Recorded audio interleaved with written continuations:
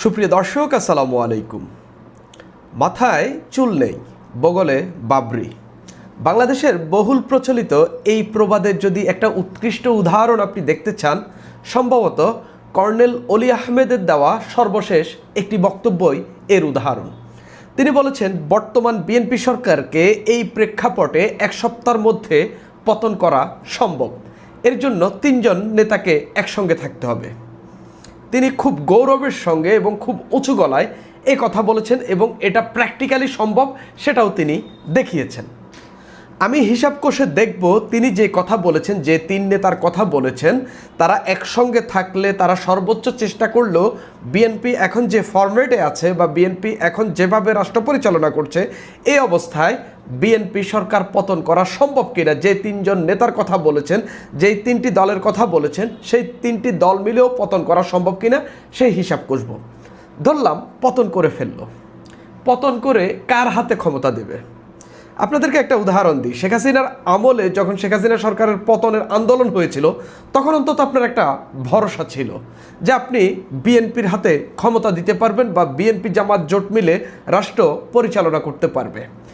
এখন আওয়ামী লীগ তো নাই, বিএনপিও যদি নাই হয়ে যায়, এই রাষ্ট্রটা পরিচালনা করবে কে?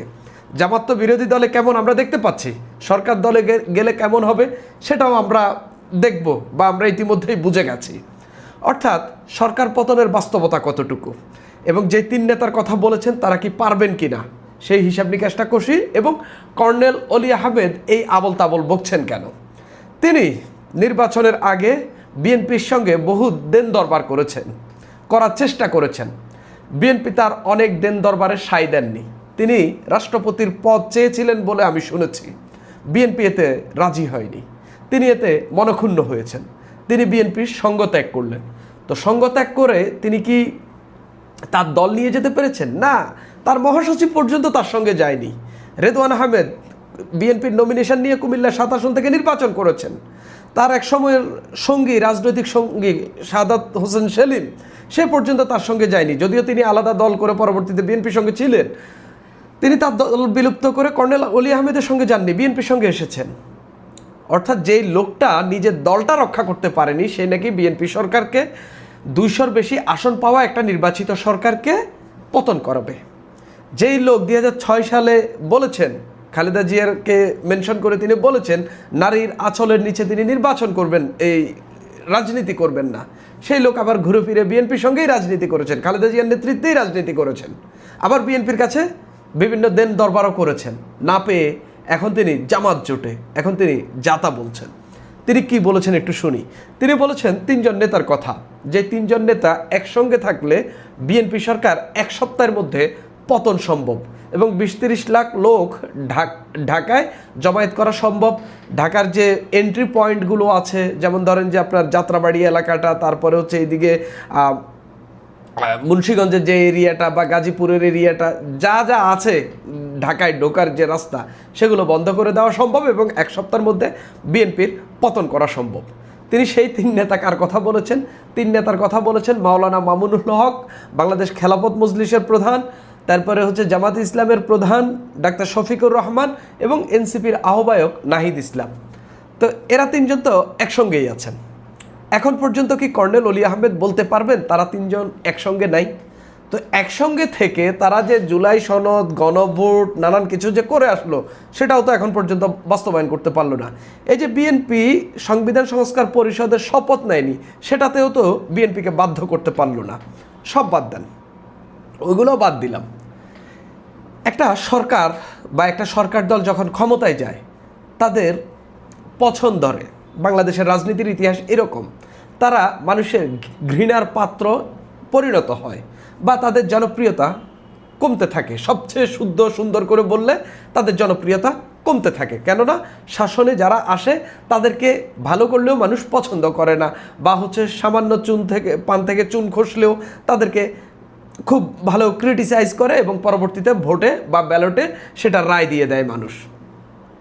আমি দেখতে পাচ্ছি 12ই ফেব্রুয়ারি যে ত্রয়োদশ সংসদ নির্বাচন হইল, বিএনপি সরকার গঠন করলো, জামাতে ইসলামী এবং তাদের জোট 78 আসন নিয়ে বিরোধী দলে গেল। এখন পর্যন্ত জামাতে ইসলামী বা তাদের জোটের যতজন এমপি বিতর্কিত হয়েছেন, বিএনপির অতজন হয়নি। এখন পর্যন্ত জামাতের নেতারা যে পরিমাণ অবান্তর কথা বলে মানুষের কাছে ধরা খেয়েছেন এবং মানুষের বিশ্বাসযোগ্যতা হারিয়েছেন, বিএনপির অত লোক হয়নি। জামাত ইসলামী কিংবা হচ্ছে অন্যান্য রাজনৈতিক দলের বা বিরোধী জোটের রাজনৈতিক দলগুলোর নেতাদের যে কর্মকাণ্ড, সেগুলো মানুষ ব্যাপক পরিমাণে সমালোচনা করছে। রেদার দেন সরকার দল। আপনি বিশ্বাস করেন, আপনি আমি তো এই ভিডিও বানাচ্ছি, বাংলাদেশের মানুষই তো দেখবেন, তাই না? আপনারা তো নিশ্চিতভাবেই দেখেছেন জামাত কিভাবে তার গ্রহণযোগ্যতা মানুষের কাছে হারাচ্ছে। সেই যে ন্যায়, ইনসাফ, সততা, নিষ্ঠা, নানান রাজনীতির কথা বলে, সেই গ্রাউন্ড কি এখন তার আছে? বিশেষ করে গাজী নজরুল ইসলাম সাতক্ষীরা 4 আসনের এমপির ঘটনাটা ধরেন, তারপরে আপনার নীলফামারী 4 আসনের এমপি আব্দুল মুনতাকিমের সংসদে দাঁড়িয়ে তার জীবিত বাবাকে মৃত বানিয়ে দেওয়ার যে মিথ্যাচার, তার জন্মের আগেই তার বাবা নাকি মারা গেছে, সেই মিথ্যাচার মানুষ কিভাবে সমালোচনা করেছে এবং কিভাবে জামাতের রাজনৈতিক যে গ্রাউন্ড, যে সততা, যে নিষ্ঠা, যে ইনসাফের কথা বলেছিল, সেই ইনসাফ ভেঙে চুরে যে খান খান হয়ে গেছে, এটা নিশ্চিতভাবে বাংলাদেশের মানুষ দেখেছে। কর্নেল অলি আহমেদও দেখেছেন। সেই কর্নেল অলি আহমেদ বলছেন জামাতের নেতৃত্বে নাকি বাংলাদেশের 20-30 লাখ মানুষ জড়ো হবে এবং সরকার পতন করবে, যেখানে বিরোধী দলের চেয়ে সরকার এখনও সুসংগত এবং ভালো অবস্থানে আছে, জনপ্রিয়তা বলেন, সব দিক থেকে বলেন। কর্নেল অলি আহমেদ যেটা বলেছেন এটা একদিকে সম্ভব বলতে কিভাবে আমি বলি, আওয়ামী লীগ তো একটা অভ্যুত্থান, একটা আন্দোলনের পথ খুঁজতেছে। এখন যদি জামাতে ইসলামী বা হচ্ছে এনসিপি বা মাওলানা মামুনুল হকের দল, বাংলাদেশ খেলাফত মজলিস এক হয়ে যদি একটা সরকার পতনের আন্দোলনের ডাক দেয়, অন্তত তারা আওয়ামী লীগের কয়েক লাখ মানুষ তাদের সঙ্গে পাবে। কারণ বিএনপিকে ফেলে দিতে পারলেই তো এটার সবচেয়ে বেনিফিশিয়ারি বা বেনিফিটেড যারা হবে সেটা হচ্ছে আওয়ামী লীগ। বাংলাদেশের মানুষ ক্ষমতা মাওলানা মামুনুল হকের হাতেও দেবেন না, কর্নেল অলি আহমেদের হাতেও দেবেন না, নাহিদ ইসলামের হাতেও দেবে না, এমনকি ডাক্তার শফিকুর রহমানের হাতেও দেবেন না। বিএনপির যদি পতন ঘটে, সামহাউ বাংলাদেশের মানুষ এখানে আওয়ামী লীগকে ফিরিয়ে নিয়ে আসবে এবং আওয়ামী লীগের হাতেই বাংলাদেশের মানুষ ক্ষমতা দিবে। এই দুই দলের বাইরে অন্য কারো কাছে ক্ষমতা যাওয়া আগামী সম্ভবত 20-30 বছরের ভবিষ্যৎ রাজনীতিতে এটা প্রায় অলমোস্ট ইম্পসিবল। আমরা এনসিপির উপর ভরসা করেছিলাম, ভেবেছিলাম আওয়ামী লীগের অবর্তমানে জেনজিদেরকে নিয়ে, তরুণদেরকে নিয়ে এই দলটি দাঁড়াবে। আপনি যদি ভারতের দিকে তাকান, কংগ্রেসের রাজনৈতিক দুর্বলতার মধ্যে আপনি ককরোচ জনতা পার্টি কিভাবে নিজেদেরকে এনহ্যান্স করেছে, কিভাবে একটা বড় রাজনৈতিক শক্তি হিসাবে তারা উত্থান ঘটেছে, কিভাবে একটা প্রেশার গ্রুপ হিসাবে কাজ করেছে, সম্ভবত নরেন্দ্র মোদীর 3 টার্মে সবচেয়ে বেশি চাপে ফেলেছে এই আন্দোলনটা এবং তিনি তার শিক্ষামন্ত্রীকে পদত্যাগে বাধ্য হয়েছেন। বাংলাদেশে ঠিক সেরকম একটা পলিটিক্যাল স্পেস তৈরি হয়েছিল, মানুষের মধ্যে একটা নতুন রাজনীতির আকাঙ্ক্ষা ছিল, সেই রাজনীতির আকাঙ্ক্ষা এই এনসিপি পূরণ করতে পারেনি। তার উপর তারা গিয়ে যুদ্ধাপরাধের সঙ্গে জড়িত এবং বাংলাদেশ সৃষ্টির বিরোধিতা করা জামাত ইসলামের সঙ্গে যোগ দিল। সেই দলের সঙ্গে নাকি বাংলাদেশের তরুণরা যোগ দেবেন, এটা আমি বিশ্বাস করি না। আমি নিজেও এনসিপি যখন গঠিত হচ্ছিল আমি পছন্দ করছিলাম। আমার কাছে কোনো এক সময় মনে হয়েছিল আমি যদি রাজনীতি করি হয়তোবা এনসিপির সঙ্গে যুক্ত হব। যেই সে জামাতের সঙ্গে গেল, তাও ইলেকশনের সময় এটা ইলেকট্রাল একটা বেনিফিটের জন্য গেছে এটা মনে করেছিলাম। এখন জামাতের নানান কুকীর্তি বের হলেও এনসিপি এই সঙ্গটা ছাড়ছে না।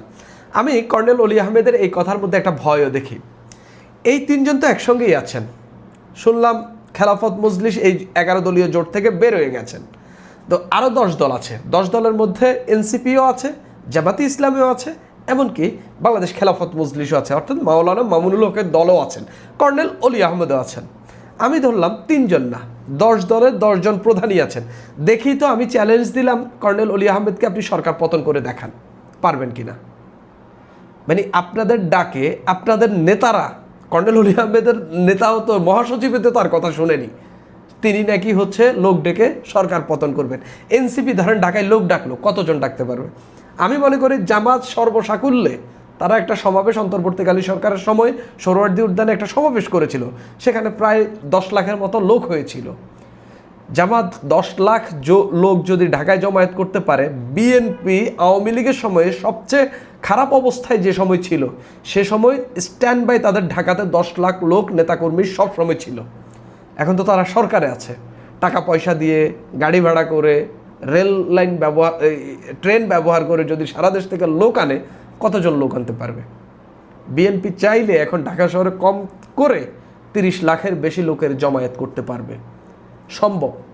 বিএনপির নেতাদের অনেকেই নিজেদেরকে ফিগার হিসাবে এস্টাবলিশ করেছেন, নেতাদের গুণেই অনেকেই আসবেন, প্রধানমন্ত্রীকে দেখার জন্য অনেকেই আসবেন। তিনি এমনভাবে নেতাকর্মীদের কাছে নিজেকে উপস্থাপন করছেন, বাংলাদেশের সাধারণ জনগণের কাছে নিজেকে উপস্থাপন করছেন, সেই জায়গাতে পুরোপুরি ফেল করেছেন বিরোধী দলের নেতারা।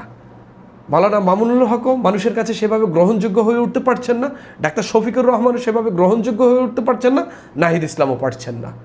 আর কর্নেল অলি আহমেদ দিবা স্বপ্ন দেখছেন এই 3 নেতা নাকি একসঙ্গে থাকলে এই সরকারের পতন ঘটবে। আমার কাছে মনে হচ্ছে তার মনে একটা ভয় আছে। ভয় হইল এটা ভেঙে যাওয়ার ভয়, বা এই 3 নেতা আলাদা হয়ে যাওয়ার ভয়।